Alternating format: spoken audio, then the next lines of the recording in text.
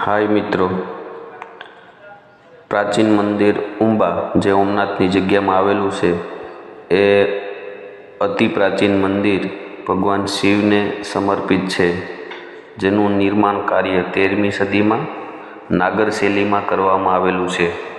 આપ જોઈ શકો છો તેમ અત્યારે આ મંદિર ખંડેર હાલતમાં છે, પરંતુ પ્રાચીન ભારતનું જે શિલ્પ સ્થાપત્ય છે તેનો અજોડ નમૂનો છે. દેવી દેવતાઓ, અપ્સરાઓ, નર્તકીઓ તેનાથી અલંકૃત આ મંદિર છે.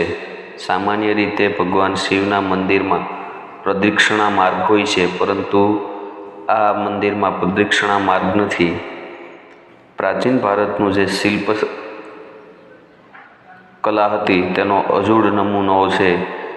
મંદિરના દરેક ખૂણે, દરેક બાજુએ સરસ મજાની આકૃતિઓ અલંકૃત થયેલી છે.